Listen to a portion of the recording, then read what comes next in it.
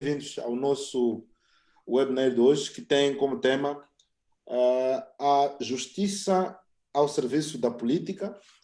E uma nota prévia antes de nós começarmos: é preciso dizer que o professor, o brasileiro, portanto, o professor doutor Rafael Miranda dos Santos, que devia compor este painel, não está presente porque, infelizmente, houve um ciclone no seu estado, em Florianópolis, no Brasil, e, portanto, desde já queremos apresentar as nossas desculpas pela ausência, mas é por uma causa justificada. E temos hoje conosco os ilustres Exálcio Ivan Rogério Mahanjani, que é advogado, e também o jornalista, ativista social, advogado estagiário Matias Jesus Marinho Eguente, que nos vão emprestar um pouco do seu saber em torno deste tema que nós estamos aqui, obviamente, a debater, que é basicamente até que ponto é que a justiça pode ser colocada ao serviço da política. Há um autor que eu gosto de ler muito, que é o Boaventura Sousa Santos, que tem um conceito interessante, que é a chamada judicialização da política ou a politização da justiça. Para ele, quer comecemos pela esquerda ou pela direita, a verdade é que estamos a falar de situações em que o poder político manieta o judiciário, ou então quando os operadores do judiciário usam o seu poder para atingir fins políticos. Portanto, seria mais ou menos em torno desta pequena introdução, e temos que, obviamente, ser localizados, temos que olhar para aquilo que é a nossa realidade e começar mesmo por perguntar ao Exálcio qual é a visão que tem sobre este tema, no caso concreto de Moçambique, porque estamos a falar de um operador do judiciário, um advogado da litigância, como soube dizer-se. Portanto, queremos ouvir de si primeiro o que teria a dizer para os nossos convivas aqui presentes relativamente a este tema. Permitam-me que, em primeiro, parabenize a Academia por este webinar, por ter proposto, ter criado condições para que este webinar pudesse ocorrer, e saudar aos milhões de possíveis visualizadores deste webinar. Saudar também ao Matias Gente e a si, o moderador Alexandre Chival. Respondendo a esta questão, eu sinto-me tentado a fazer uma espécie de caminhada histórica. Nós estamos, como Estado independente, emergimos brotamos num sistema monopartidário, em que a separação de poderes é inexistente, tanto mais é que na Constituição de 1975, o Comitê Central da Frelimo é achado nesta Constituição como como poder vigente em Moçambique. Em 1990, ensaiamos o multipartidarismo. Nem tudo, quer dizer, depois de 25 anos de monopartidarismo, não se esperava, se calhar, que logo a seguir à introdução do multipartidarismo, as coisas pudessem ocorrer na sua plenitude. Ainda temos alguns sinais desta prática monopartidária. Ademais, quer dizer, mesmo assim, fomos vendo a evolução da nossa realidade. O princípio de separação de poderes em Moçambique está formalmente consagrado. Penso eu que, a partir das primeiras eleições partidárias, em 1994, ele começou a florir, quer dizer, a sair deste papel para uma realidade, ainda que de forma tímida. Mas tenho comigo que, de 2015 para cá, este processo conheceu um verdadeiro retrocesso. Eu tenho estado a tentar desenhar uma tese, a falar sobre o tema, que é mais ou menos há um horizonte em que a gente vê um fascismo judiciário. Portanto, o judiciário, que tem o papel de julgar em função das leis que são criadas pelo Poder Legislativo, que por vezes pode o emprestar ao Poder Executivo, ele parece uma arma de arremesso, joga um papel hoje de intimidação para com os cidadãos, e parece estar a funcionar de forma objetiva a reboque do poder político. Portanto, é o poder político quem dita as regras, é o poder político quem decide quem deve ser, que processo é urgente e dentro do processo quem é que deve ser ou não responsabilizado. Portanto, esta é a sensação que se tem no dia a dia, pelo que lemos, pelo que vivemos e pelo que trabalhamos, e é difícil não crer neste poder social como um instrumento de realização de interesses políticos. Bom, talvez ia até lhe questionar em termos de causas. O que acha que concorre para que possamos assistir ao que chama aqui de um certo fascismo judiciário? Disse também que sente que o Poder Judiciário anda ao reboque do sistema político, em que o próprio sistema político diz quem, quando, como e onde é que devem ser alvos de um processo judiciário. Gostaria que nos elucidasse, na sua forma de ver, apesar de ter feito aqui uma resenha histórica, começando em 75, 90, e acha que a partir de 2015 temos este retrocesso, há uns que chamam de retrocesso civilizacional. O que eu queria perceber é quais, na sua ótica, seriam as causas deste fenômeno. Bom, a primeira das causas há de ser a ausência de sentido de Estado e sentido do que é que representa cada um dos poderes. Eu não estou a ver uma pessoa adulta, com formação, que sabe o que é que tem de fazer, a deixar de fazer o que deve fazer para satisfazer egos. Portanto, aqui alguma coisa que começa por aí. Os poderes pensam de si mesmo. Eu sou o poder legislativo, qual é a minha função? É produzir leis. Eu sou o poder judicial, qual é? É tomar decisão em função da lei. Agora, quando as pessoas deslocam-se do seu objeto ou do seu objetivo, as coisas começam aí, porque há aí uma coisa que é o receio, porque, quer dizer, há aqui o medo do Estado, porque o Estado vinga, o Estado bate, o Estado mata, mas esse Estado só vai fazer isso se perceber que as pessoas o permitem fazer. Senão, o próprio Estado não embarca em aventuras solitárias como essa.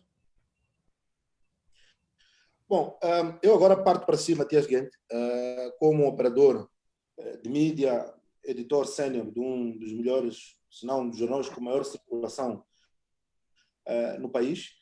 Tem-se dito que um dos grandes constrangimentos que nós temos no nosso sistema de administração da justiça tem que ver com uma certa dependência. E eu talvez poderia concretizar um pouco isto.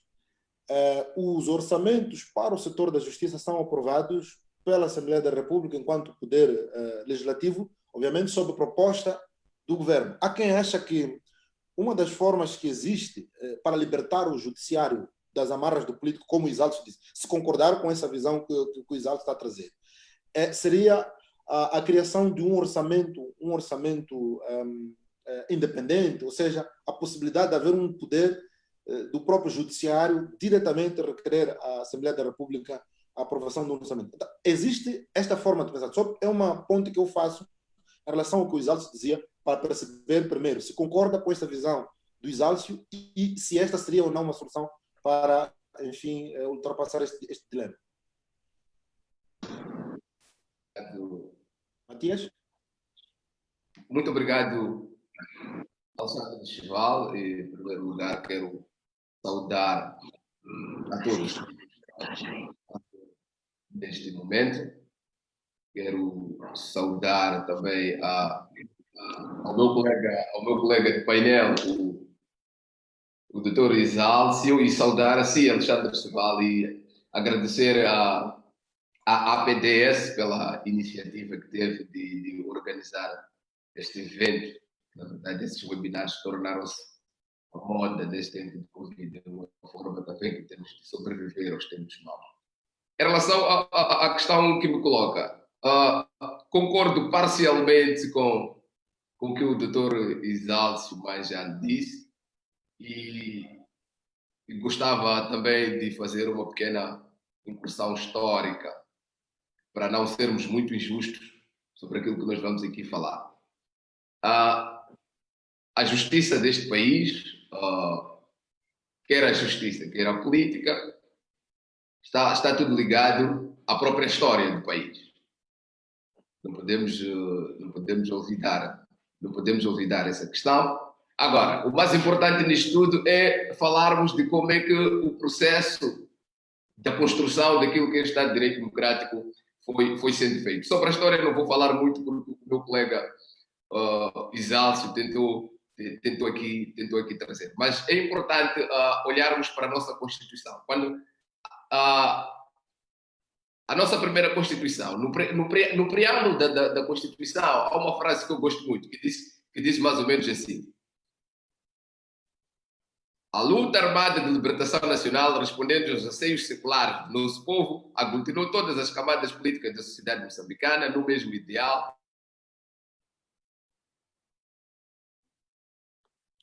de liberdade, cujo escopo era libertar a terra e o homem. E eu sublinho justiça e progresso. Portanto, esse é o ideal sobre o nosso Estado. O Estado moçambicano nasce no ideal da justiça e progresso. Mas essa justiça e progresso ela era administrada por um grupo de pessoas que estavam no poder. E, concretamente, o Comitê Central era um órgão com dignidade constitucional. Essas pessoas é que administravam aquilo, pelo menos o conceito de justiça e progresso. Agora, com a Constituição Democrática, nascem novos conceitos, que é, por exemplo, o aprofundamento do pluralismo, a introdução e aprofundamento do pluralismo, a organização partidária no respeito à garantia e liberdades e fundamento dos cidadãos. É sobre essa incursão histórica que nasce no nosso Estado. Agora, se formos a falar da justiça, a nossa justiça nasce com um defeito. Ela nasce com um defeito por quê? Por uma razão muito simples. Porque quando nós introduzimos a democracia, todo o enredo da construção da nossa democracia, ela foi feita com base nos resquícios do Partido Único, ou seja, o grupo de pessoas que estavam no poder na altura tratou também de garantir que não fosse perder o poder assim de forma muito simples. Ou seja, houve uma Constituição mais ou menos tailor-made, que é feito à medida das pessoas. E tinha-se uma ideia de que a Constituição pudesse evoluir. E evoluiu. A questão é, evoluiu o suficiente ou não? Então,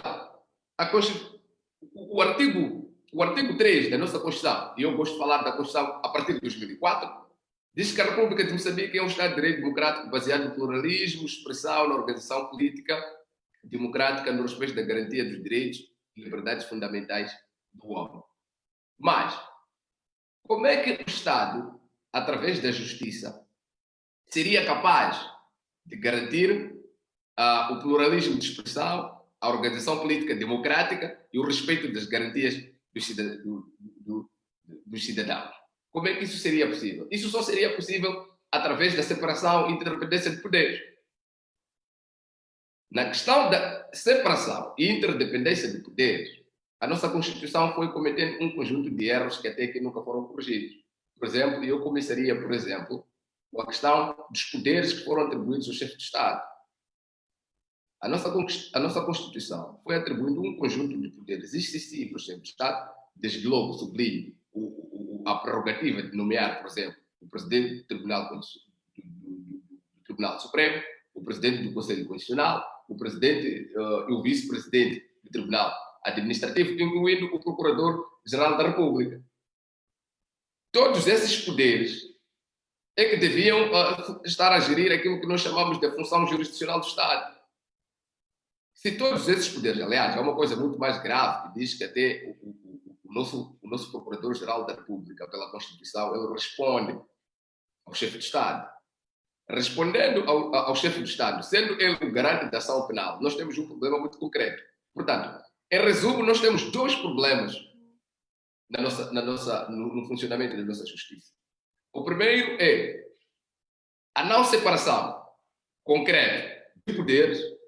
O segundo é a dependência orçamental que nós temos. A nossa justiça, pela lei da organização judiciária, a nossa justiça continua a depender do Ministério das Finanças para funcionar. Até ali nós perguntamos até que ponto ela pode ser autónoma. E a segunda questão é que eu fiz referência anteriormente, é que a nossa disposição constitucional não garante suficientemente, a independência desse poder judiciário. Por quê? Porque a partir do momento que o presidente do Conselho Constitucional, o presidente do Tribunal Supremo, o presidente do Tribunal Administrativo, tecnicamente dependem do presidente da República, ali temos um problema. Agora, a questão que se coloca é até que ponto essas pessoas desenvolvem alguma capacidade ou desenvolvem alguma competência pessoal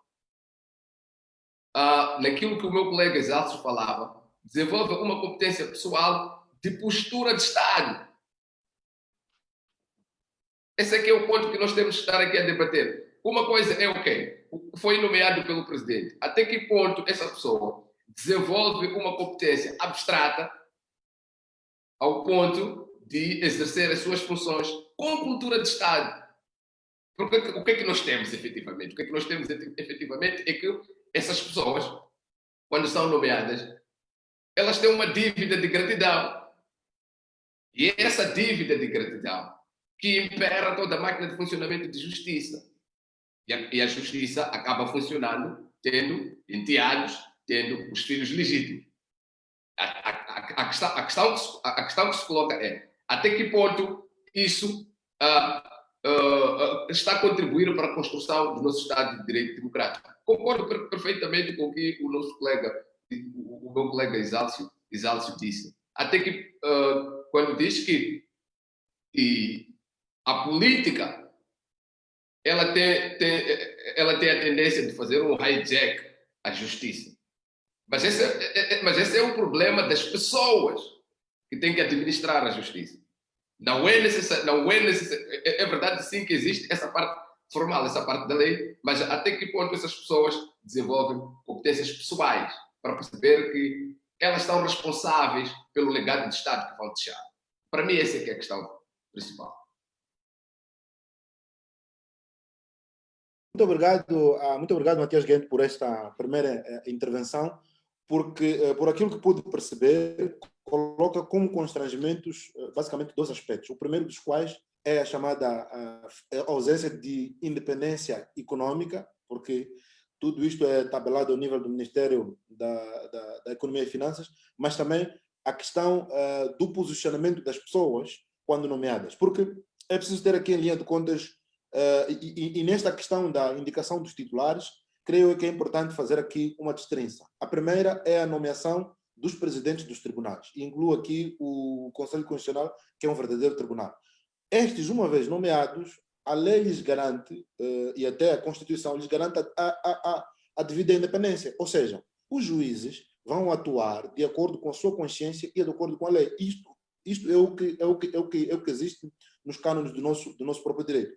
Outra coisa bem diferente é a que é colocada em relação ao Procurador-Geral da República. E esse constrangimento já existe há um tempo, porque a nossa Constituição fixa que o Procurador-Geral da República, para além de ser nomeado pelo Presidente da República, ele responde diretamente ao chefe de Estado. Significa que, a partir da altura em que há uma vontade implícita ou explícita do chefe de Estado em que determinada matéria seja colocada, o Procurador-Geral da República não tem como não agir. Um outro problema ao nível da nossa própria Procuradoria-Geral da República, ou seja, do Ministério Público no seu todo, é a questão da subordinação hierárquica. Ou seja, um procurador-chefe tem poderes sobre um outro procurador abaixo de si.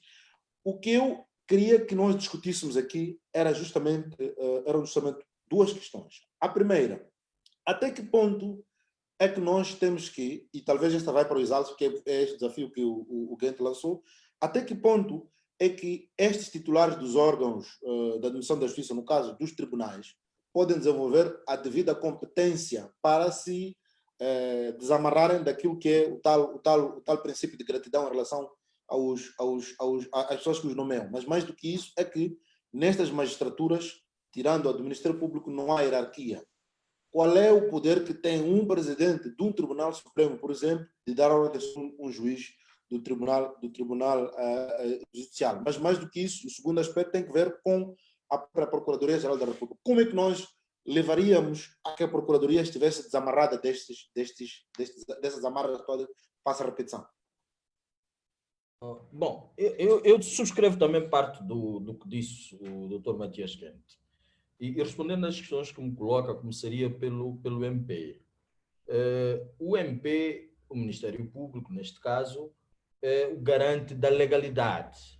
E, portanto, como garante da legalidade, tem de ter alguma dignidade para o efeito. Desde logo, quando se diz que um procurador-geral responde perante o Presidente da República, e quando um procurador-geral não investiga determinados fatos ou não investiga determinados indícios, vai haver a ideia de que não o faz porque o seu superior hierárquico disse para não fazer.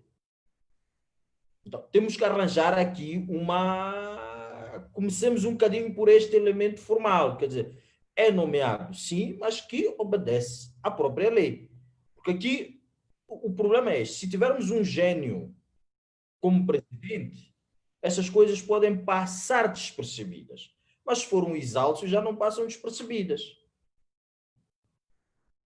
Então, para evitar que isto esteja à mercê de genialidade ou não das pessoas, nós temos que arrancar daí uma ideia, temos que criar aí uma ideia formal de obediência cega e estrita à lei por parte do procurador. Portanto, as suas contas, ele presta um informe ao Poder Legislativo, o informe anual que presta, para mim, por aí já bastava.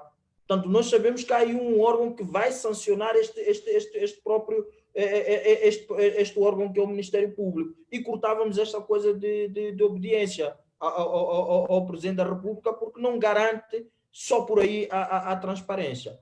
Agora, sobre o que me dizia, a questão de não existir uma subordinação hierárquica nos tribunais, às vezes fico com a ideia de que isso, apesar de não estar na lei, na prática pode não ser tanto assim que aconteça, porque não é possível. A magistratura também tem que criar dentro de si um mecanismo de avaliação dos magistrados que ultrapassa o mero formalismo de número de processos que despacha, o mero formalismo de cumprimento de prazos. Quando um magistrado toma decisões desastrosas, é preciso que a gente dê oportunidade para fazer outras coisas, porque deve ter outros talentos, outras habilidades. Porque não é também sensato, não é razoável, isto não é atacar os juízes, mas não se pode ter magistrados que tomam decisões aberrantes. Há uma situação de um cidadão que foi condenado a 17 anos e que depois é absolvido numa outra instância. Quer dizer,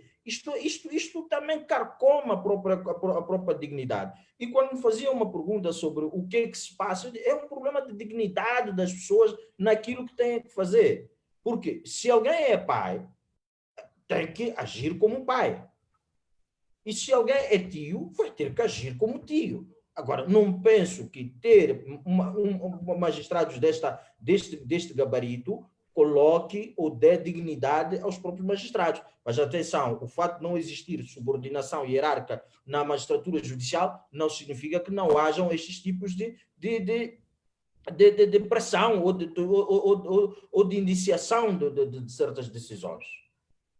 Nós vimos isso, quem anda pelas barras do tribunal vê isso. Agora, o Ministério Público é aquilo que disse, temos que passar para um formalismo em que a obediência é à lei e já presta contas ao Parlamento. Isso por si só deve bastar, porque outras contas já não se torna funcional. Bom, muito obrigado. Matias, há aqui uma questão que o Isalso coloca que parece-me interessante.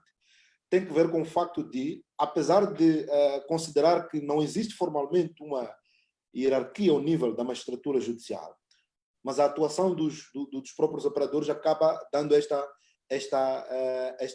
ideia. O que eu queria perceber do do Matias, e depois ele também avança uma outra questão aqui que me pareceu interessante, que é evitar que o procurador responda ao chefe de Estado, bastando a informação que presta à Assembleia da República. A questão aqui que eu gostaria de colocar é: até que ponto nós não estamos a politizar a atividade do Ministério Público quando permitimos que o seu informe, que seria, de acordo com a lei, sobre os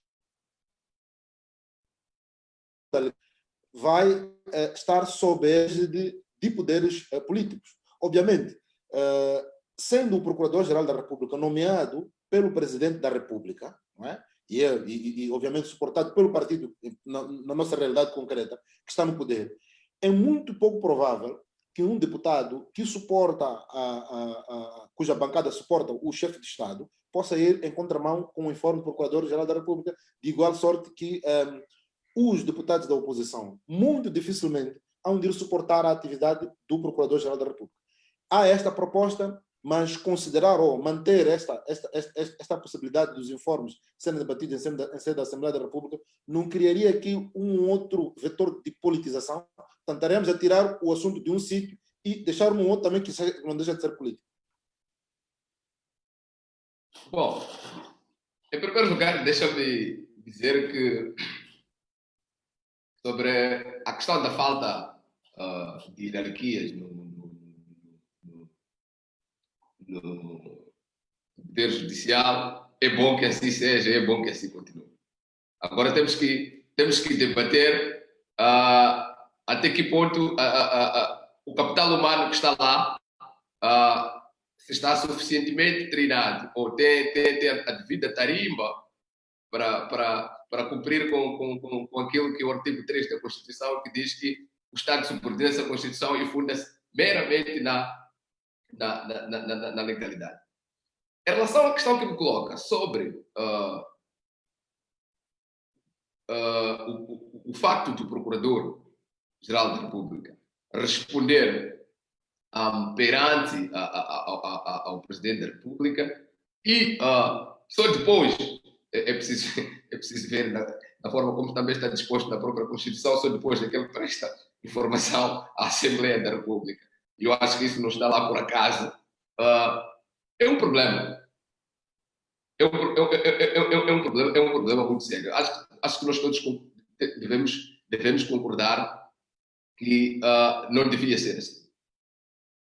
Vamos concordar também que, sendo ele, e no caso moçambicano, acho que nós temos um bocadinho mais de azar, né? Porque temos não só essa disposição, coincide também que no nosso caso próprio temos uma bancada parlamentar que suporta não só o chefe de Estado, suporta também o próprio Procurador-Geral da República. Portanto, é por isso que temos, quando o Procurador vai à Assembleia da República, fico com a sensação de que o Procurador-Geral da República, na verdade, já prestou o seu informe. Ele já prestou o seu informe ao chefe de Estado. E na Assembleia da República, a Assembleia da República passa a ser um notário público, onde vai apenas, ele só vai lá levar o seu carimbo de que já lá esteve. Então, nessas condições, torna-me muito difícil, porque também temos que partir para um outro debate, que eu acho que é importante. Quais são os critérios de avaliação de desempenho de um Procurador-Geral da República? Não me parece a mim que esteja muito claro sobre os critérios de desempenho de um Procurador-Geral da República. E quando falo Procurador-Geral da República, falo de um procurador qualquer. Há de me dizer a mim que, se calhar, dentro do próprio estatuto ou as outras normativas internas vão dizer que é por número de processos que ele despacha ou o número de condenações que ele conseguiu no tribunal em representação do Estado. Mas acho que isso não basta. Tem que haver critérios muito, muito objetivos, principalmente a partir do Procurador-Geral da República, porque me parece a mim que, por causa dos condicionalismos que existem, o único avaliador, neste caso, o único avaliador que existe do trabalho do Procurador-Geral da República é o chefe do Estado. E no nosso caso, o chefe do Estado que ainda o pode demitir. Torna-se, quer dizer, estamos numa encruzilhada em que, se, em primeiro lugar, não mudarmos a lei, estamos complicados. Em segundo lugar, se não, e isso queria evitar aqui pessoalizar, se não encontrarmos procuradores no verdadeiro, no verdadeiro sentido da palavra, com algum sentido de Estado, vamos ter, na verdade, um procurador de chefe de Estado. E temos casos muito gritantes de situações em que a atuação da Procuradoria-Geral da República deixa muito a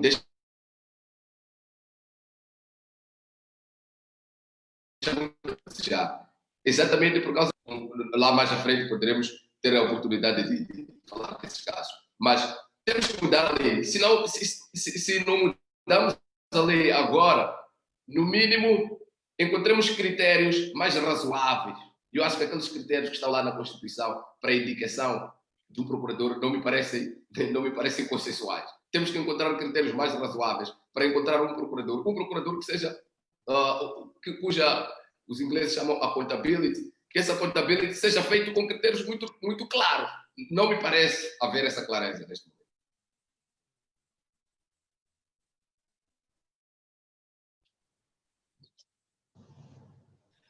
Bom, muito obrigado, mas percebi que terminou o seu raciocínio a respeito.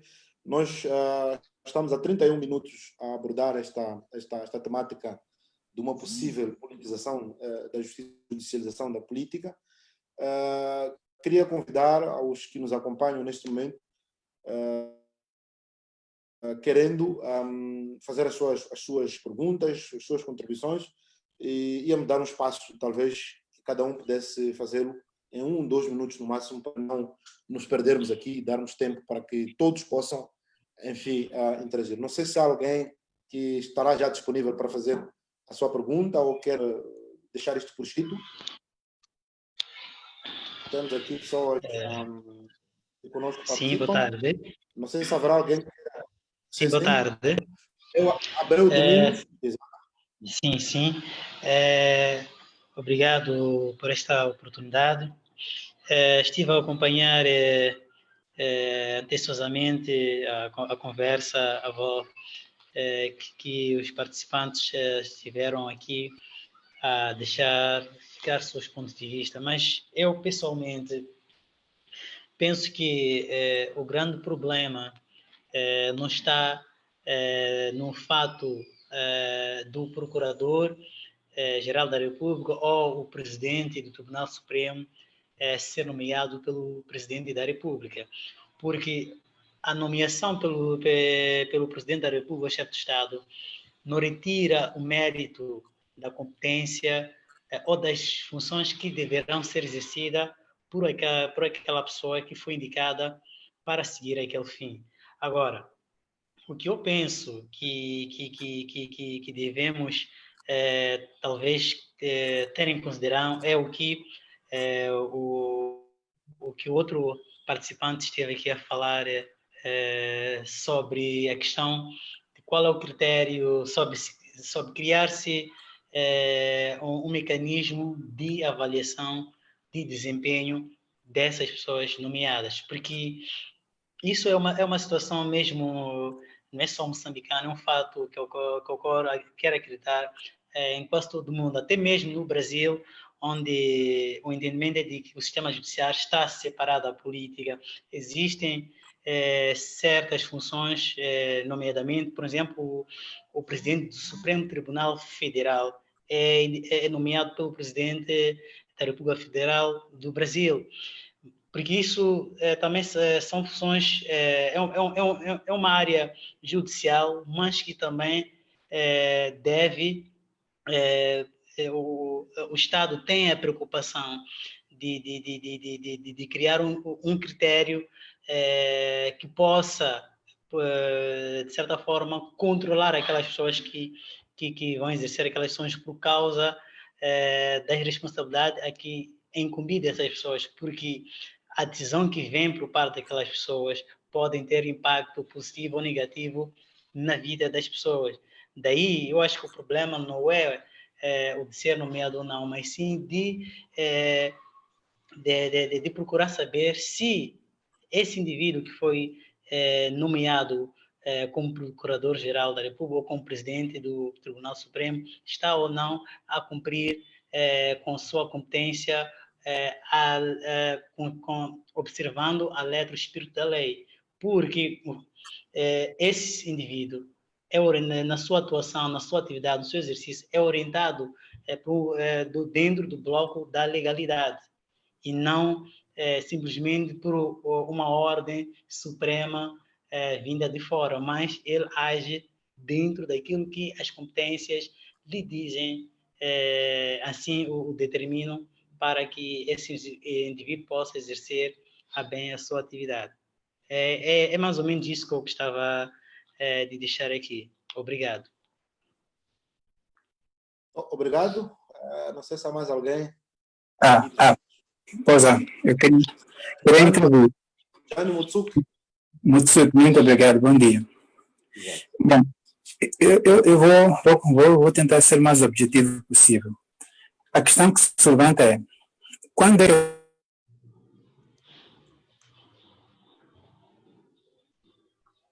Está com o microfone desligado? O Jânio Mutsuki. Sim, muito bom dia. Sim, eu estou a acompanhar muito atentamente a discussão, o debate aí, e eu tenho algum interesse em saber quando é que a gente vai passar por esta barreira. Porque esta discussão é um pouco antiga. Portanto, nós já estamos a levar mais que 2, 3 décadas com essa pretensão de desassociar o legislativo do executivo. Agora, a grande questão que nós levantamos é quando é que nós vamos marcar este passo? Quais são os caminhos concretos? Quais são as possibilidades que existem dentro da nossa Constituição para que esse passo seja marcado? É a Assembleia que deve marcar o passo? É o próprio judicial que tem que fazer um anteprojeto? Qual é o caminho? Quer dizer, é preciso encontrarmos soluções, porque nós estamos com esse tipo de lamentação já há muito tempo. Eu queria contrariar um pouco aquilo que disse o senhor que me antecedeu, de que a questão não é de quem nomeia. Sim, é de quem nomeia. Por quê? Porque não tem como alguém que foi nomeado por um presidente fazer um julgamento isento ao mesmo presidente. Portanto, isso é uma questão de lógica. Então, nós não podemos fazer de conta que isso não conta muito quando nós estamos a fazer esse tipo de interpretação da legislação. Por outro lado, eu creio que o próprio presidente da República tem muita atividade dentro do seu exercício. Ora, vejamos, ao nível só de nomeações, ele tem que nomear todos os reitores das universidades públicas. Ele tem que nomear todos os seus ministros, seus vice-ministros. Ele tem que nomear quer dizer, falo de todo o seu governo. Tem que nomear os membros do Conselho de Estado. Quer dizer, há um conjunto muito grande de indivíduos que ele tem que nomear. E eu parto do princípio de quem nomeia tem o dever de fazer a monitoria. Quer dizer, a mesma pessoa que nomeia a procuradora tem que fazer a monitoria do seu exercício. E se ele tem essa capacidade toda, só para olhar para a própria a procuradoria, no caso, ele fica limitado de olhar outros vários poderes, outros vários setores de desenvolvimento do país. Então, eu acredito que o nosso presidente da República, como tal, tem muita carga de gestão do nosso Estado. Se existisse um projeto em que se marca este passo, eu acredito que estaríamos num outro nível. Essa coisa de ficarmos a lamentar durante 10, 15, 20 anos que isto não está bom, isto não está bom, eu acho que nós devemos encontrar soluções. Será que é a sociedade civil que pode fazer este passo? Será que é o governo, através das suas instituições? Será que é a própria Assembleia? Quer dizer, minha questão que eu queria fazer aí para vocês é quem marca o passo? Quais são os caminhos concretos? E muito obrigado. Obrigado, Jane. Há mais alguém que queira colocar? Sim. Vejo aqui João Araújo. Sim. Muito boa tarde ao moderador, boa tarde aos oradores. E chamo-me João Araújo. As minhas duas questões basicamente acredito que uma será para o Dr. Gente e a outra para o Dr. Isalcio. Para o Dr. Gente, a questão seria mais ou menos quais seriam os outros avaliadores da Procuradoria-Geral da República fora do Presidente da República, porque na sua explanação dizia que o único avaliador sensato, neste caso, da PGR, seria o Presidente da República.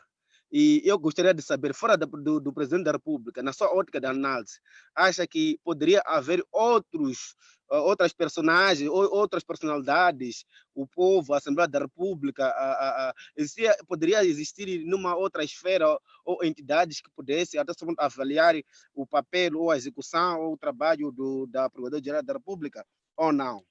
Para o doutor Isalcio, gostaria de saber se, dando autonomia orçamental ao Ministério Público e à magistratura judiciária, seria capaz de dar a legitimidade na atuação dessas duas instituições, praticamente assim eu diria, duas instituições da justiça para com a nossa realidade moçambicana ou não? E muito obrigado.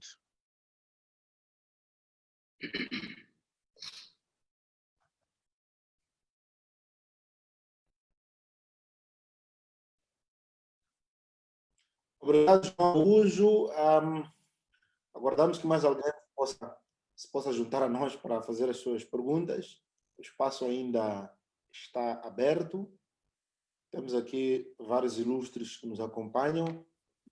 Se não houver... Boa tarde. Sim, Leonel Magos. Ok.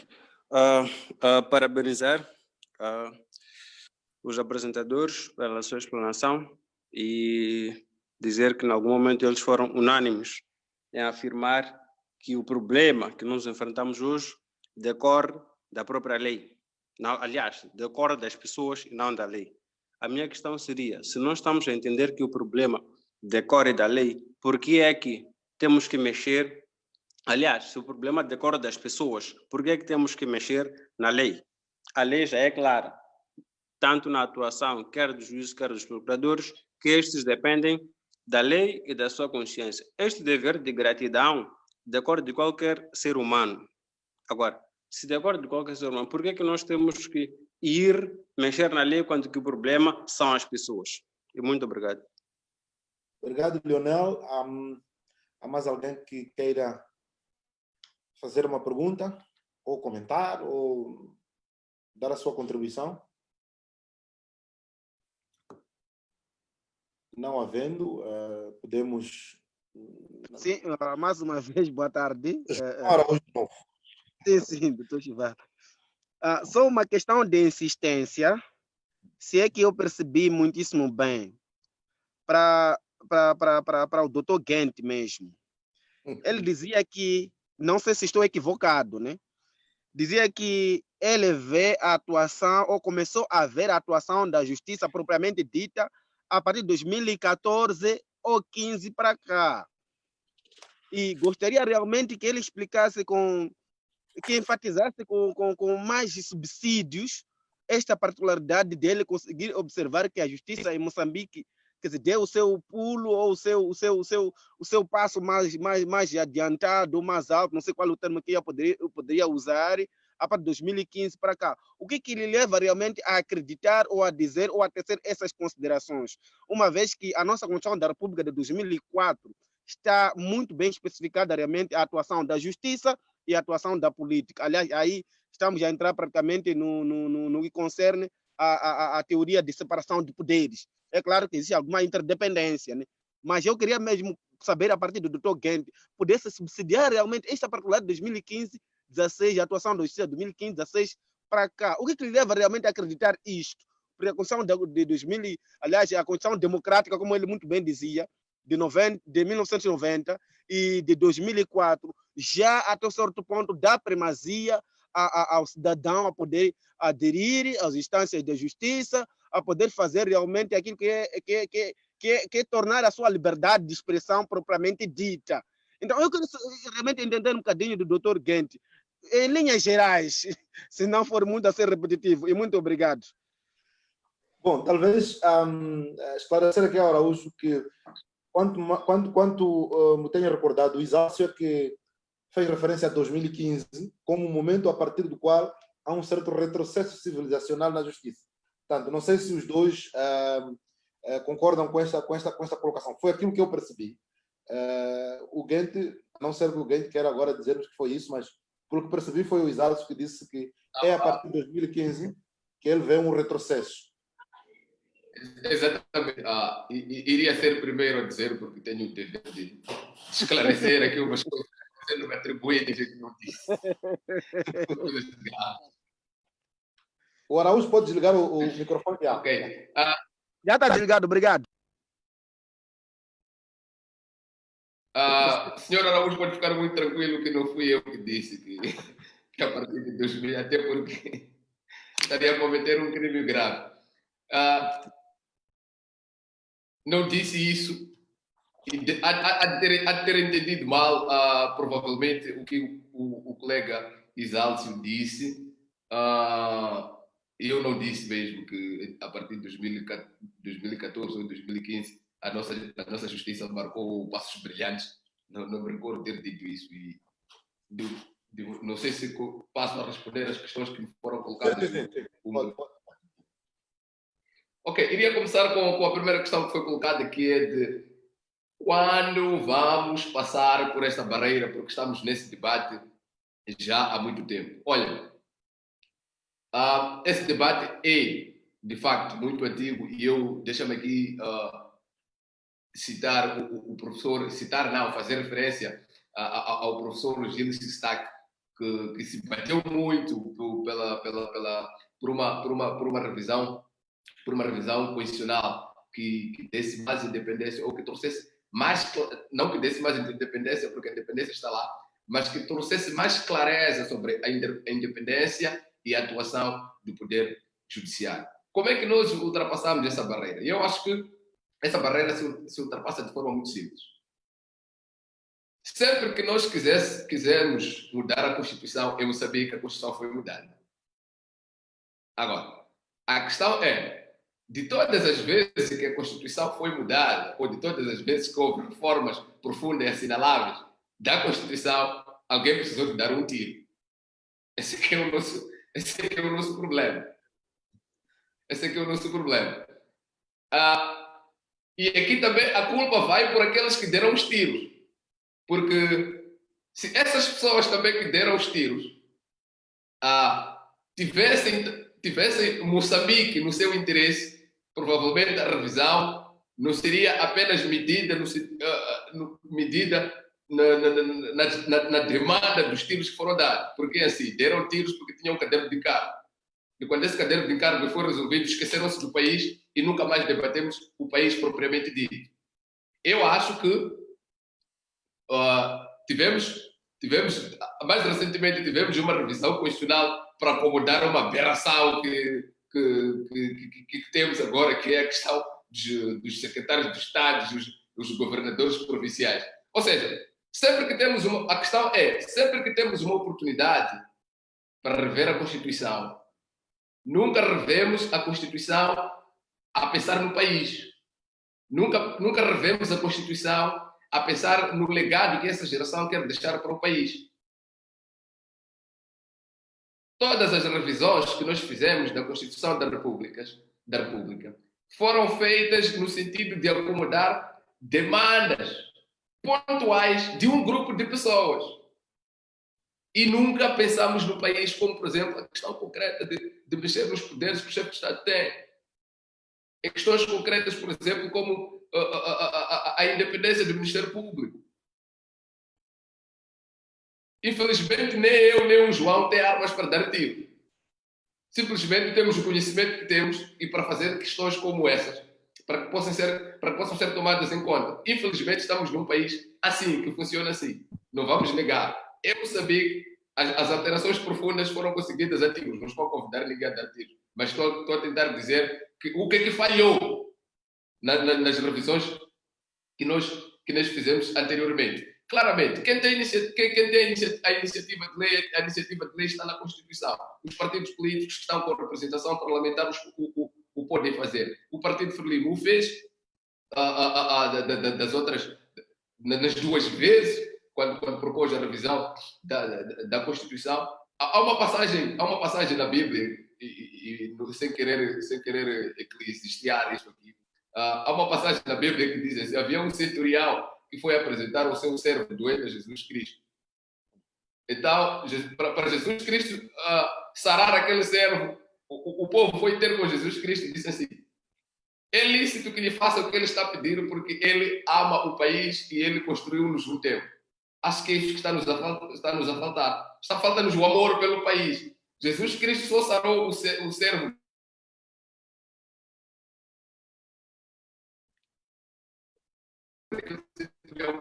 Porque aquele centurião amava o país. As pessoas de grupo, e nós estamos a esquecer o país. Tivemos toda a oportunidade de termos uma Constituição belíssima, de termos uma Constituição funcional, mas infelizmente não aproveitamos essa oportunidade porque os grupos estão a falar mais alto que o país. Gente, há uma outra questão que foi colocada aqui que eu acho que é interessante. Disse-nos que, na sua ótica, porque o Procurador-Geral da República responde diretamente ao chefe de Estado, o único com legitimidade para avaliar é o próprio chefe de Estado. Alguém perguntou quem mais poderia ser avaliador do desempenho do Procurador-Geral da República. A Assembleia da República, assim, em primeiro lugar, a Assembleia da República, haveria de se criar procedimentos muito claros. Eu acho que não precisamos de um consultor internacional para fazer isso, para efetivamente avaliarmos o Procurador-Geral da República, porque neste momento nós não temos como avaliar a atuação do Procurador-Geral da República. Eu acho que a partir da Assembleia da República era possível criar critérios muito objetivos, claros e transparentes de avaliação. E eu acho que isso é possível e não precisamos do consultor. Porque o que está a acontecer agora é um verdadeiro sacrilégio. O que está a acontecer agora é o procurador, ele é nomeado, ele é exonerado, e em Moçambique temos um problema em que as nomeações, as exonerações não carecem de fundamentação. A lei diz que, apesar de a lei dizer que os atos administrativos precisam de ser fundamentados, mas em Moçambique as pessoas são tiradas e são colocadas sem qualquer tipo de fundamentação. Então, acho que a partir da Assembleia da República é possível criar critérios muito objetivos para que, assim como o procurador se desloca à Assembleia da República para apresentar o seu critério, apresentar o seu relatório, os deputados tivessem a oportunidade de dizer que no ponto X, no critério X não está conforme, no critério Y não está conforme. Eu acho que é possível fazer isso. E vamos lá, e isso estaria assim a chutar. Por exemplo, nos grandes casos de corrupção ou grandes casos de desconformidade com a lei, quantos deles a Procuradoria-Geral da República saiu-se bem? Ou quantos deles o interesse do Estado foi efetivamente defendido? Podia ser um dos critérios. E se me perguntar a mim, nos grandes casos de corrupção ou de desconformidade ou de ilegalidade, quantos deles a Procuradoria-Geral da República exerceu o seu mandato sem espírito? A resposta é zero. E não precisa fazer grande exercício para chegar a esse tipo de conclusão. Então, se esses critérios estivessem claros, a Assembleia da República podia, e nessa altura já estou a imaginar a Assembleia da República com esses poderes, sancionar o Procurador-Geral da República. E ia passar a palavra ao meu colega. Bom, o Isalcio colocava uma questão que tem que ver, e fazia acento tônico em relação a isso, que é a questão da vontade dos operadores. Que a questão não está tanto na lei, porque a independência formal lá existe, mas o grande problema tem que ver com a vontade da lei. Alguém perguntava, então, se o problema está na vontade das pessoas, por que nós temos que andar a mudar as leis? Ia fazer esta ponte para que o Isalso passasse a responder às perguntas que foram colocadas. Bom, eu quero saudar aos que interviram, que deixaram aqui questões. Respondendo às questões, eu começaria por uma que achei interessante. O debate é antigo. Os problemas sociais não são necessariamente novos e o debate é um dos caminhos para encontrar soluções para esses problemas sociais. Portanto, nós não podemos ter problemas de ter debates que duram e perduram. O problema deve ser se, ao longo desse tempo, conseguirmos ter uma solução objetiva e esta solução estar a ser negligenciada pelos atores. Mas não devemos ter problemas em relação a isso. A outra coisa que me chamou a atenção é no Brasil, em Portugal. Eu não gosto desta coisa de pensar que por sermos africanos não temos pensamento próprio e não podemos ser inovadores. Temos e devemos ser, temos que inovar. Aprendemos deles, sim, nas escolas deles, dos seus manuais, mas isso não nos impede a nós de, a partir do que aprendermos, termos a parte crítica desse mesmo pensamento e construirmos o nosso pensamento. E dois, temos que olhar para a nossa realidade. Se fosse funcional, talvez o debate hoje fosse um bocadinho outro, mas estamos a ver que as coisas têm uma funcionalidade deficiente, portanto, não vamos aqui andar aos perfumes, porque isto não é nada contra as igrejas, mas as igrejas têm uma maneira de lidar com os problemas que os interesses públicos não carecem deste tipo de modalidade ou de formas de resolver os problemas. Os interesses públicos querem respostas imediatas e muitas vezes para ontem. Então, não penso que tenhamos que olhar para as pessoas como tal. Nós temos que olhar e temos que criar garantias para que as pessoas sintam encorajadas a ter dívidas de gratidão. Desde logo, alguém te dizia aqui uma coisa interessante, que é preciso que o procurador preste contas à Assembleia. A Assembleia tem que saber o que é que pretende desse procurador. Por quê? Eu não penso que seja sensato que o procurador tenha uma bancada, a bancada do procurador, que depois do procurador tiver que acabar de ler o informe, ganhe palmas. Ali o procurador está para ser escrutinado, porque as pessoas do outro lado, a bancada do procurador, no sentido figurado, sabe de situações anómalas para o próprio sistema. Portanto, o que nós estamos aqui a tentar dizer é criar mecanismos ou reforçar os mecanismos existentes para uma atuação conforme do procurador. Perguntaram se a autonomia financeira é viável. É viável também, não podemos descurar esta possibilidade, mas sem que isso signifique agir à margem da lei. Não, estamos a dizer, se isso vai ser funcional ou se vai ajudar, também vou concordar que se tenha esta autonomia. Agora, avaliação de desempenho é uma questão que colocou o Dr. Guedes. Eu penso que nós temos que pensar claramente nesta questão e de forma objetiva. A avaliação de desempenho não pode ser o número de processos instaurados. É preciso também avaliar qual foi o resultado desses processos instaurados. Porque a mim faz muita impressão. É verdade que estamos num processo humano de crescimento, de evolução, que alguém instaura 17 processos e dos 17, 15 dão a absolvição. Por que perdeu tanto tempo, gastou tanta tinta, tanto papel, por uma coisa que não tem pernas para andar? E sobre o que eu disse relativamente ao decréscimo desde 2015, eu penso que nós, por aquilo que tem sido nestes dias o critério de avaliação, que são os casos mediáticos para aí, não vou fazer aproveitamento disto, mas o meu colega de painel, o Dr. Guenta, é agora arguido de uma questão que não se investigou aquilo que ele denunciou. Quer dizer, foi escorrer para ele. Então, quando a gente olha para uma situação destas, que é recente, a gente pergunta onde é que está esta equidistância, onde é que está esta independência, onde é que está esta vontade? E pior, por que ele está a ser investigado? Porque o poder político instaurou-lhe, apresentou uma denúncia. Quer dizer, então, nós entramos para uma zona em que não há como entrarmos para o crédito do próprio sistema. E dizíamos aqui a questão Falou-se aqui do primeiro, do tiro nisso, o Goethe traz uma abordagem dos tiros. Eu penso que, apesar de não ter sido completa, a revisão de 2004 foi um step ahead no nosso constitucionalismo, que devia ter sido depois continuado. Agora, foi-se fazer a revisão de 2015 com o preâmbulo, 2015 não, isto foi em 2019, se não estiver enganado. 19.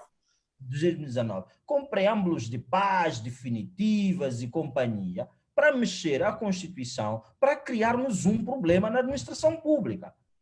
Isto é um problema que nós estamos a viver. Então, temos aqui que olhar, quando nós dizemos que há uma manipulação política sobre o sistema, isto é um exemplo também flagrante. Ali poderia-se, naquele instante, ter produzido outras alterações à Constituição, até para criar mecanismos eficientes de fiscalização e de atuação conforme dos vários aparelhos. Não, aquilo foi para criar governadores, secretário de Estado. Qual é o balanço que nós temos 6, 7 meses depois? É que aquilo está a ser disfuncional. Bom, há mais uma questão que não deve escapar, porque foi insistência, e até o Goethe foi acusado de ser o promotor dessa afirmação, que é a questão relativa ao 2015 para cá ser o marco do tal retrocesso no nosso sistema da administração da justiça. Queríamos perceber um pouco mais disso. Aliás, foi uma pergunta colocada por um dos participantes que creio que não deve ser ignorada.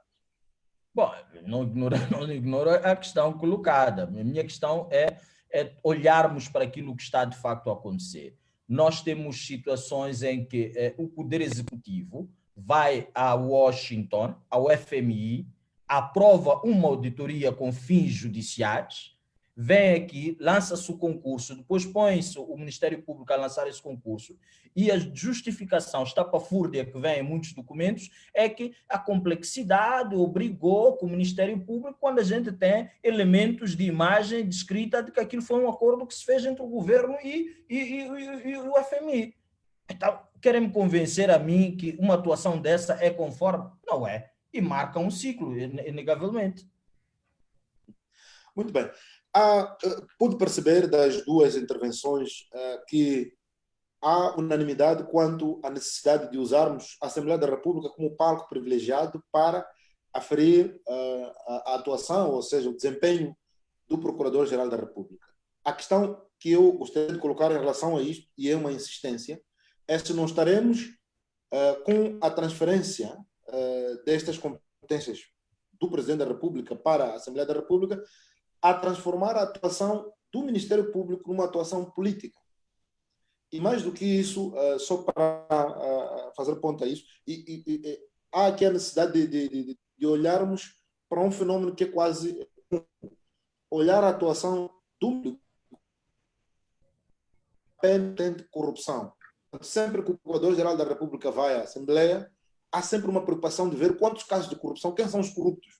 Não se olha para outras vertentes. E isto até é um pouco pela forma como as nossas leis, quanto a mim, estão aqui numa dissonância incrível. É que o regimento da Assembleia da República, que foi aprovado antes do Estatuto Orgânico, da Lei Orgânica do Ministério Público, diz que o Procurador-Geral da República, quando vai prestar o seu informe, vai prestar o informe sobre o Estado Geral da Justiça. Não é? E a Lei Orgânica do Ministério Público fala do Estado Geral do Controle da Legalidade. E ligado a isto, eu gostaria de perceber da vossa parte, por que que há esta tendência de olhar para o Ministério Público apenas como advogado do Estado e não como quem efetivamente controla a legalidade? O que significa que, por exemplo, havendo uma situação de detenção ilegal, por que é que o Ministério Público tem pouca apetência para denunciar esses factos e repor a legalidade? Mas é uma manhã de perguntas em função da proposta que fazem, no sentido de a Assembleia da República ser o palco privilegiado para debater o desempenho do Procurador-Geral da República. Depois nós vamos passar para os tribunais, creio que é a outra parte. Não sei quem começa, pode ser o Guedes, já que o Israel esteve a falar um bocado. Bom, em primeiro lugar, eu quero não seria necessariamente contestar, mas quero comentar um bocadinho essa ideia de que a partir de 2015 para cá pioramos. Bom, não é bem assim, não é? Mas o problema é estrutural. Eu acredito que podemos estar de acordo nisso, que o problema é exatamente estrutural. Agora, pode ser que nisso provavelmente o colega Exalto esteja em conflito de interesse. Pode ser que neste ano ou neste ano ou de 2015 ou a esta parte o colega Exalto esteja a sentir na pele alguns problemas. Agora, o problema é estrutural, meu caro. O problema é muito estrutural. Vou dar um exemplo muito claro. Em 2013, por exemplo, houve um candidato de um município que acho que estava um dia antes ou durante a campanha eleitoral, subornou uma procuradora. Entretanto, o tribunal julgou-lhe num processo sumário, quando tinha que ser num processo de polícia profissional. Por que ele julgou no processo sumário? Julgou no processo sumário porque ainda dava tempo de não haver recurso, de ele pagar a multa, não haver recurso e ainda voltar como candidato. Ou seja, e a nossa comunidade jurídica nem sequer se chateou com isso. E eu podia dar um conjunto de outros exemplos que foram se sucedendo. O problema, meu caro, é estrutural. E não devemos ter o problema de dizer isso. O tal bicho-papão que as pessoas têm, que está instalado dentro da justiça, chama-se Partido Frelimo. Isso tem que estar muito claro. Não tem que haver dúvidas sobre isso. Agora, cabe exatamente às pessoas, como é que as pessoas lidam com isso. E se nós dividirmos isso em épocas, acho que ali vamos ter alguns problemas, porque provavelmente nesta época alguns estão se a beneficiar, na outra época outros não se beneficiavam. Mas era só uma provocação ao meu colega Exalto. Sobre a questão que me coloca, se não estaríamos a levar a Procuradoria para um playground político, com a proposta de um papel mais arrojado da Assembleia da República em relação à fiscalização da própria Procuradoria? Eu acho que não, porque a Constituição diz que a Assembleia da República é o órgão que representa todos os moçambicanos. Se é o órgão que representa a todos os moçambicanos, é justo que seja a partir desse órgão que a fiscalização exata e concreta da Procuradoria-Geral da República tenha que ser feita a partir dali. E não temos que olhar... O nosso problema é que, quando nós falamos da Assembleia da República, é que já temos a ideia que a Assembleia da República é dominada pelo Partido Frelimo. Ou que a Assembleia da República, quando falamos da Assembleia da República, os tipos que vão colocar questões são os tipos de renome. Acho que temos que ter um pensamento um bocadinho mais abstrato sobre o que estamos a falar quando falamos da Assembleia da República. Quando estamos a falar da Assembleia da República, estamos a falar do órgão, que é a Casa do Povo, que representa todo cidadão moçambicano de diferente tipo de extrato. E não me parece a mim que seja uma questão de politização ou não. Por quê? Porque, e ainda bem que colocaste, a pergunta a seguir que tu colocaste é que, porque é que quando falamos da Procuradoria-Geral da República, nos inclinamos apenas a falar da corrupção, sendo que a Procuradoria é o órgão que garante, tinha que ser a justiça e legalidade. Tinha que ser a justiça e legalidade. Isso é verdade. Por quê? Porque acho eu que essa inclinação para a corrupção, me parece que a corrupção tem no bolo dos nossos problemas, a corrupção ocupa um grande espaço. E nós temos uma grande prioridade neste momento. E neste país, e vamos concordar, que a corrupção, o combate à corrupção, que a corrupção é a madrinha de todos os outros males. Então, Se há essa visão ou essa viragem para a luta contra a corrupção, e eu acho que é na tentativa de resolver um problema maior. E claro, no ouvido aqui, ou não coloco de lado questões como, por exemplo, tu colocas, uma detenção ilegal, por exemplo, por que a Procuradoria-Geral da República não se interessa? Devia se interessar, sim. Devia se interessar por uma razão muito simples, porque esse é o papel, garantir a legalidade, esse é o seu papel, controlar a justiça. Se ela não controla a forma como a justiça está sendo feita, ali temos um problema, um problema de um desvirtuamento vocacional. Se a Procuradoria-Geral da República tem sido impelida para tratar da corrupção, é porque a corrupção tem sido um problema maior em Moçambique.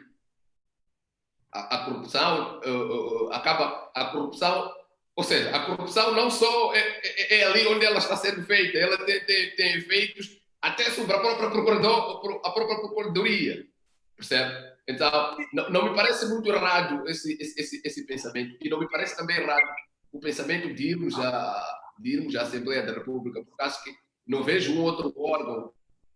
A corrupção a corrupção, ou seja, capaz de o fazer com lisura. Mas eu dizia que não vejo a Procuradoria, não vejo um outro órgão a fazer essa fiscalização com alguma lisura que não seja a Assembleia da República. O nosso problema é que a nossa Assembleia da República é o que é, mas acho que temos que pensar um bocado na abstração. Obrigado. Exalto, queria comentar algumas das questões que foram colocadas, e a pergunta é a mesma que eu coloquei no princípio, e talvez vocês queriam responder alguma coisa que o Guento colocou. Não, eu diria que estamos todos em conflito de interesses permanentes. Não vejo como como é que se chama, como único nisto. Não, mas eu mantenho o que tenho, porque eu penso que os indícios, ou os índices que nós podemos buscar, desde logo, qual é a população prisional em situação de ilegalidade de antes e atual. Eu não estou a dizer, eu não nego também a questão estrutural que é colocada, mas eu estou a dizer, estou convicto de que passos estavam a ser dados. Por quê? Nisto joga um papel importante a própria sociedade, porque quando a sociedade começa a abominar, começa a contestar, o próprio sistema de per si é obrigado a encontrar fórmulas para gerar alguma tranquilidade, ainda que seja momentânea. Portanto, há aqui um conjunto de coisas que nós estávamos a fazer e que não está, que temos que assumir que não há, como é que se diz, perfeição. Nunca houve perfeição, estamos num processo de construção. E esta questão estrutural que nós estamos a trazer, porque eu disse no princípio que nós estamos a vir do monopartidarismo. Devem existir juízes que começaram a sua carreira no monopartidarismo, por exemplo, e pegar nesse indivíduo, por vezes, e tirá-lo do monopartidarismo, é um processo. Alguns assimilam, outros nem por isso. Mas com o andar do tempo, as coisas começam a evoluir, mas como tudo anda, para, e também há coisas em que assistimos o retrocesso. Eu batia-me, por exemplo, essa questão da população prisional e a questão de detenções ilegais e prisões ilegais. O que é que este Ministério Público, quando vai à Assembleia, diz, e o que é que a Assembleia diz relativamente a isto? Por que é que não se libertam as pessoas que estão em situação de prisão ilegal? Quando é que a Assembleia fez uma resolução ou qualquer coisa no sentido de chamar, o termo pode não ser resolução, mas quando é que ela reagiu em Parlamento no sentido de repudiar esta coisa de termos prisões ilegais? Isto não é um assunto de hoje, é um assunto que vem de antes. Não vamos pegar neste assunto da Assembleia para colocá-lo aqui. Não, colocamos na Assembleia no seu histórico multipartidário. Então, eu continuo a crer que prestar contas à Assembleia da República, mas dentro de um fenómeno, dentro de uma situação de rispidez em termos de requisitos ou de critérios, para que depois possamos avaliar, porque o procurador não pode chegar e dizer que tivemos 500 casos, julgamos 300, absolvição, condenamos, isso provavelmente não seja tão interessante como, por exemplo, responder por que tem uma população prisional ilegal até o presente momento. Bom, já vi que isto não vai obviamente terminar aqui, mas eu gostaria de introduzir mais um elemento para a nossa análise, até porque está quase 15 minutos para terminar o nosso debate, que é, e isto foi insistido muito por alguns participantes, e aqui também algumas contribuições são feitas por via de mensagens, que tem que ver com o sistema de nomeação dos titulares dos tribunais, não é? E que até que ponto alterar esse tema pode ou não contribuir para nós termos alguma independência. Eu, em tempos, creio que foi em 2012, 2011, eu conversava com o saudoso professor Sistak, e ele é um defensor acérrimo da necessidade de os pares, de esses titulares serem eleitos pelos seus pares e, obviamente, o presidente só chancelar sem nenhuma outra consideração. E eu perguntava a ele, eu dizia que por que esse debate não existe na França, onde o presidente nomeia o presidente supremo, nos Estados Unidos, onde o presidente nomeia o presidente supremo, que é em Portugal também, e a resposta que ele deu com o problema é que, nessa altura, era um assunto em que os reis tinham medo dos juízes, o poder político tinha medo dos juízes, é por isso que os nomeavam. Será que, neste caso, o poder político também tem medo dos nossos juízes e por isso trata de os nomear? Aqui qualquer um pode começar. Bom, essa pergunta até soa uma piada.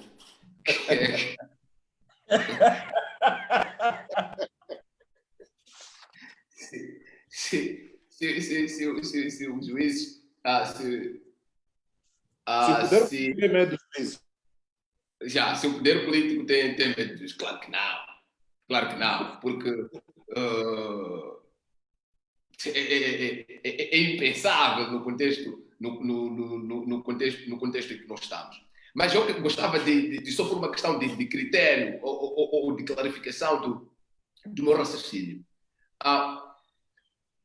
Eu acho que para nós evoluirmos para o material, temos que partir do formal. É esse mais ou menos o meu raciocínio. Porque nós não podemos discutir a questão material enquanto não resolvemos a questão formal. Porque se não resolvemos a questão formal, não teremos um instrumento de fiscalização quando o material for desconforme.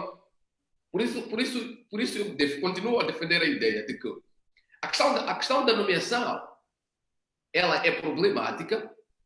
Por quê? Porque a partir da nomeação transmite-se uma ideia. Alguns operam ou não dessa ideia. Eu sinceramente, não acredito que todos os juízes, ou todos os procuradores estejam ao serviço do chefe de Estado. Não acredito muito nessa ideia. Mas o ponto é a apreciação que se transmite. Eu vou dar um exemplo. Há dias eu estava a ler um documento assinado por um juiz, onde um jornalista estava a cobrir um julgamento, requereu que lhe fosse passada uma sentença do julgamento que ele estava a cobrir. A juíza respondeu nos seguintes termos: disse que não pode passar a sentença porque o jornalista não é parte do processo. Quer dizer, é o chefe do Estado que disse isso.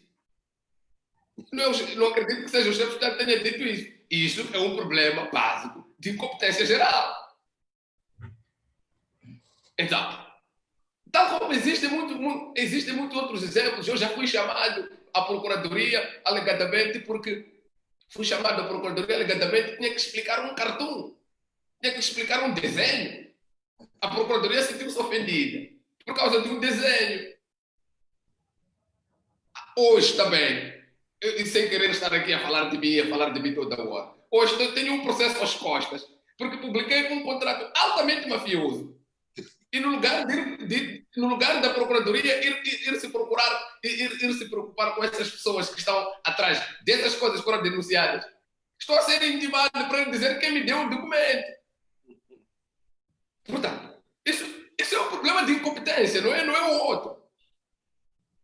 Claramente que cada caso é um caso e tem as suas especificidades. Mas o que eu estou a tentar dizer é o seguinte, que se não mexermos primeiro na parte formal, que é a parte que emite os sinais de percepção, não teremos feito nada. É um problema concreto que o presidente do Tribunal Supremo seja nomeado pelo Presidente da República. E esse Presidente da República tem que ser julgado nesse mesmo tribunal. É um problema concreto que o Presidente do Tribunal Administrativo seja nomeado pelo Presidente da República. E depois esse Tribunal Administrativo tem que fiscalizar as contas onde esse Presidente da República é chefe do governo. É um problema concreto que o Presidente do Conselho Constitucional seja nomeado pelo Presidente da República e seja nomeado pelo Presidente da República e depois esse Presidente do Conselho Constitucional tem que processar a candidatura do próprio Presidente. São problemas concretos. Nós estamos aqui a falar então, senão, são esses problemas concretos que emitem sinais e ficamos a perceber. Aliás, agora vimos que até antigamente até podíamos dizer, bom, é só ali nos tribunais inferiores que acontece, mas agora a calamidade chegou ao Conselho Constitucional. Há uma candidatura, se não estou errado, do senhor Samora Machel. Há uma candidatura do senhor Venâncio Mondlane que foi chumbada. Foi chumbada sem nenhum critério jurídico. Ou seja, a mim ninguém vai me convencer que os juízes não receberam uma chamada para chumbar. E é mais grave aí a sua... Fundamentaram porque que é uma aberração. Mas depois, no outro acordo, disseram, bom, aquele critério que nós... Tu começas aqui a perceber que há uma coisa aqui que não estava... Há um jogo de manipulações aqui que estão a acontecer. Que tem cobertura legal até. Porque nós assumimos que essas pessoas estão no exemplo concreto do Conselho Constitucional, onde chumbam dois concorrentes diretos do partido do presidente. Alguém vai me convencer o contrário, que aqueles juízes não tomaram aquela decisão para favorecer o presidente que o nomeou? Claro que ninguém vai me convencer disso. Então, se nós começarmos um debate na perspectiva formal, aí é que podemos ir para material. Porque agora, essas pessoas podem levantar essas questões, dizer que não... Bom, o presidente que nomeou, nem se fosses tu, como é que ias fazer? E aí entra a questão que eu levantei antes, que eu dizia que é preciso também que essas pessoas desenvolvam uma coisa que se aprende nessas palestras baratas, que se chama amor próprio também. É preciso que essas pessoas comecem a desenvolver esse tipo de coisas, porque não faz sentido. O que está a acontecer neste momento, acobertando-se em questões de que não podem fazer porque tem algum um temor referencial. Acho que não faz sentido. Exalte. Não, eu estava aqui a rir-me por uma questão simples. O Guento foi elencando uns exemplos que me deram razão sobre o declínio. Mas traz-me aqui razões, exemplos que me dão, que mostram esse declínio. Eu penso que concordo com a ideia de termos que mexer no formal para que materialmente se consigam esses desiderados. Falamos agora de uma situação recente que foi a exclusão da candidatura de Samora Machel Júnior. Aquilo foi uma novela triste, ver pessoas adultas a fazerem o mal e depois a desculparem-se a seguir. Porque foi injusto.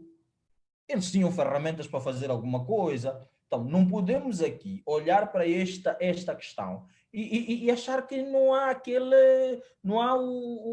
como é que chama, o suporte, o chova do Estado. O Estado chova a justiça. Esta é a coisa que é preciso dizer. Então, se temos este tipo de interferências nas decisões, o que dizer do Ministério Público?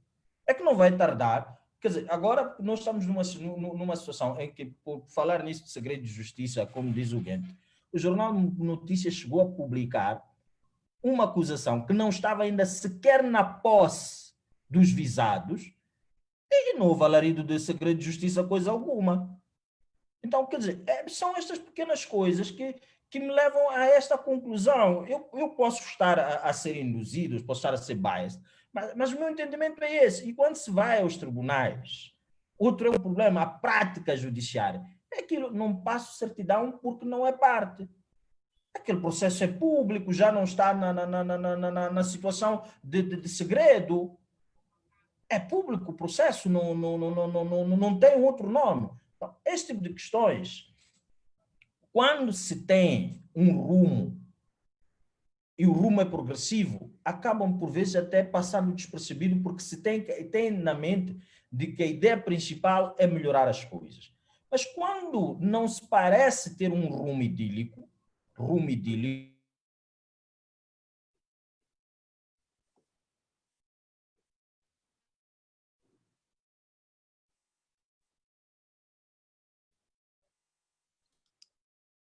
Exato, deve ter tido problemas de internet. Bom, acho que ficamos sem o Exálcio.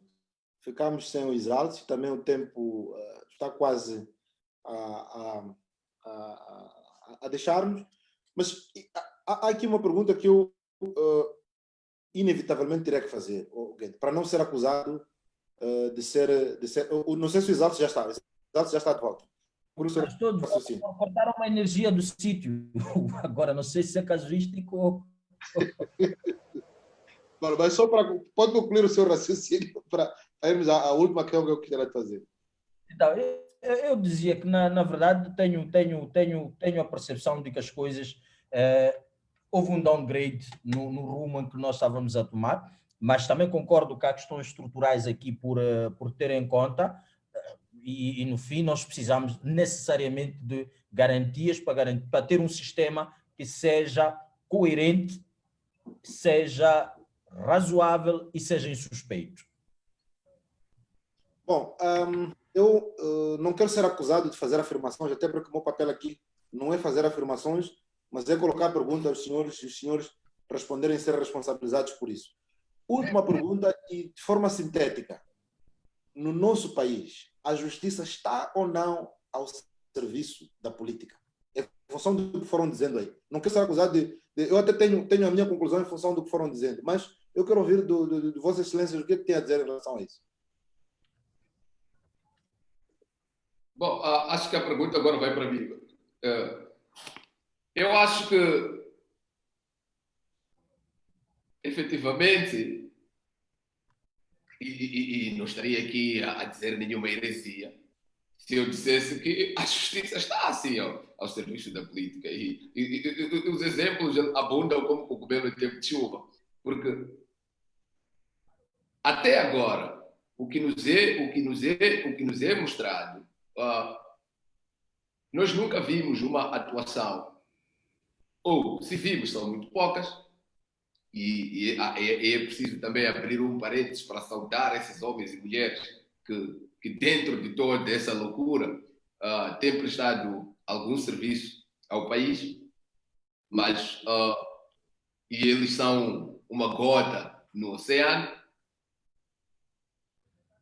Se foram chamados para fazer uma análise geral, eu acredito que a nossa justiça ela está sim ao serviço da política. Os exemplos são vários e a sensação é geral. Existem vários. O MAR, por exemplo, o Mecanismo Africano de Revisão de Pares, ele durante vários anos foi levantando exatamente essa questão de que a política está. A política tomou conta da nossa justiça e eu não queria falar disso, mas sou obrigado a falar. É só olharmos, por exemplo, para este processo das dívidas ocultas, que espero que vocês não falem, porque vocês estão em conflito de interesses nisso. Se olharmos para esse processo, fico absolutamente irritado quando vejo toda a zaragata que está sendo feita pela Procuradoria-Geral da República para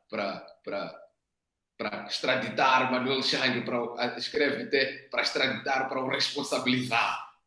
Isso parece gozar com a cara dos moçambicanos, né? Porque Manuel Chang esteve aqui, frequentou todos os churrascos, incluindo com os órgãos de justiça. E nunca houve interesse de o responsabilizar. Agora, quando de repente, pela ordem das autoridades americanas, de justiça americana, ele é preso na África do Sul, de repente, então, nós todos acordamos e queremos também o Manuel Chang precisa de responsabilidade. E eu acho que esse processo todo tem seus méritos e tem seu demérito, mas o seu maior demérito é que esse processo está sendo conduzido de uma forma muito estranha e o caso de Manuel Chang sempre esteve aqui. Manuel Chang nunca foi no mínimo intimado, nunca foi no mínimo perseguido, nunca foi no mínimo questionado e de repente há todo esse interesse exatamente porque aconteceu o que aconteceu na África do Sul. Ninguém vai me convencer o contrário que houve uma ordem para a Procuradoria agir. Ou havia uma ordem antes para a Procuradoria não agir. Então, e essa é a cereja no topo do bolo. Existem um conjunto de outros casos, mencionei. É só olharmos, por exemplo, como o Conselho Constitucional atua, que para mim tinha que ser um órgão com alguma dignidade, né? Que tinha que ser um órgão que tinha que servir de exemplo. Se tudo o resto está estragado, pelo menos no cume do monte, o Conselho Constitucional tinha que estar com alguma integridade. É só olhar como é que é gerido o processo eleitoral em Moçambique, quando o Conselho Constitucional atua como tribunal eleitoral de última instância. É absolutamente terrível. É absolutamente terrível. Todos os partidos da oposição, quando todos os partidos da oposição sabem que a partida vão perder, provavelmente por alguma distração do próprio Conselho, é que possam ter algum sucesso. E o Conselho Constitucional é especialista em desmantelar a oposição. Em resumo,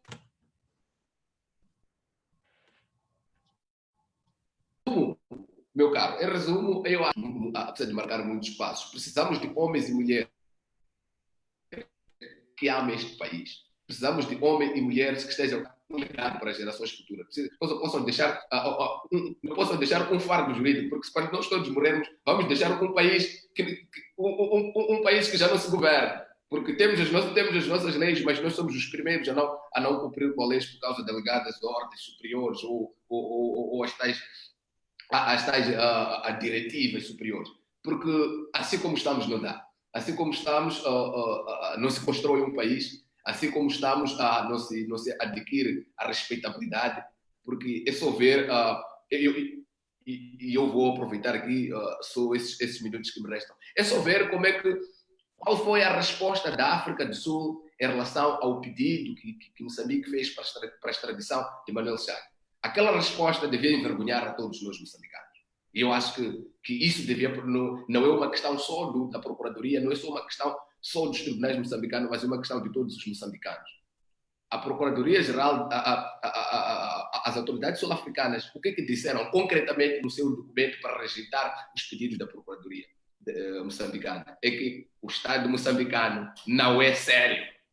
É isso que está lá escrito. E fundamento, dizem que o Manuel Chang esteve lá convosco. Ademais, vocês querem o Manuel Chang tem imunidade parlamentar, vocês ainda não retiraram, depois corremos, fomos retirar a imunidade. Portanto, essas brincadeiras todas não abonam a nosso favor lá fora. E nós temos um nome como país, como Estado, temos um nome por zelar. Então, eu acho que é tempo dos homens e mulheres que estão à frente da nossa justiça tomarem consciência de que tipo de herança querem deixar aos mais novos. Exálcio, mesmo para terminar? Para terminar, dizer que estou feliz porque os exemplos, afinal, abundam, se calhar, porque eu não estava a trazer, não chegávamos lá. Mas é inevitável que esta situação, que a afirmação é afirmativa. Nós temos uma justiça a serviço da política e mesmo no caso de Manuel Chang, nós temos como relaxar a imunidade, aprendemos a ter mandatos de captura com indivíduos com imunidade.